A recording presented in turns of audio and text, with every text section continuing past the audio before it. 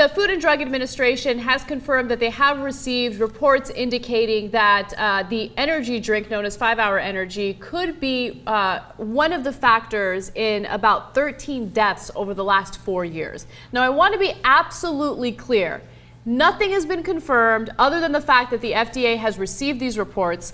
There needs to be a full investigation. They need to figure out whether or not this energy drink has actually led to these deaths, okay? But there are some interesting statistics and some interesting information that's coming out as a result of this story. First of all, 5-Hour Energy has a few FDA filings dating back from 2009, and it shows that some of its users suffered from heart attacks, convulsions, and one case of spontaneous abortion.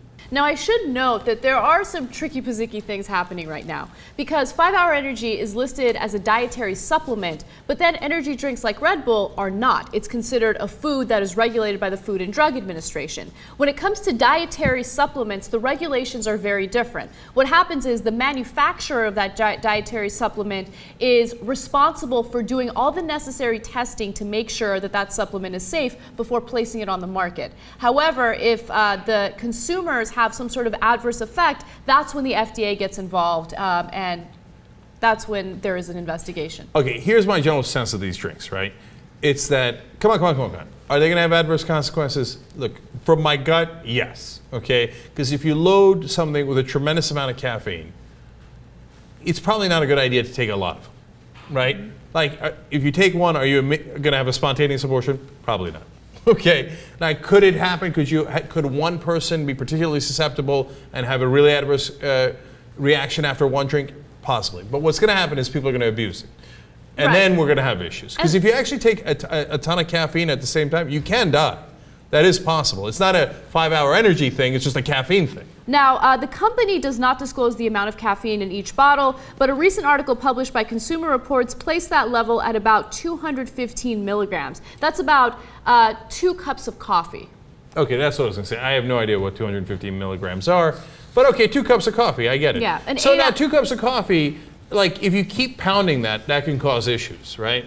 Now that being said, I want to do our own experiment on this. Pound one of these and see what happens. Ay, ay, ay. Okay, I want to see if I have one of these, what it'll do to me. Now, some say, hey, you should do this. I've had people recommend it to me, and I've had other people say, you're crazy, don't do it at all. I'm feeling a little tired. Let's see if I get amped up. And you know me, I get amped up. So, let's give it a shot. Oh my God. Yeah. How does that taste? It tastes pretty good. It tastes like Barry.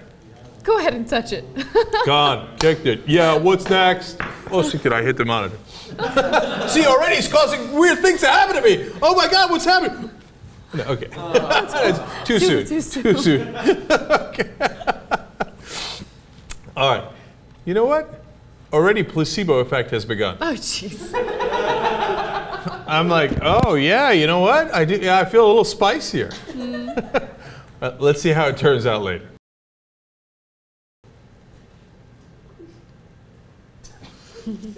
No, I feel incredibly normal. I've never felt more normal in my life.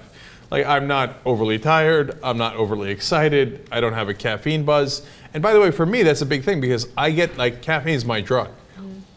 I'm a funny dude, okay? I'm a funny dude. No, what I mean is I'm a strange dude, right? Like, alcohol, like, sure, yeah, I get a buzz on. Pot has never done anything for me, yada, yada. But when I drink, if I haven't drank coffee in a while and I get good 7 hours sleep, whatever it is, and I go and have like a cup and a half of coffee, I'm sky high.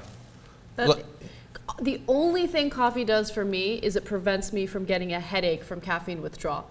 Like, I just have that 1 cup of coffee in the morning because I don't want to get that headache. That's really funny. So you're so hooked, you can't go through the headache one day, just no, grin and bear it. Believe me, it lasts way longer than 1 day. I went 2 weeks without coffee and I couldn't take it anymore. Wow. It was intense. Man, you're hooked in all the wrong ways. But what's really weird is all it takes is 1 cup of coffee, which is fine. I'm sure it's not having like a terrible impact on my health. So Yeah, I drink a lot more than that.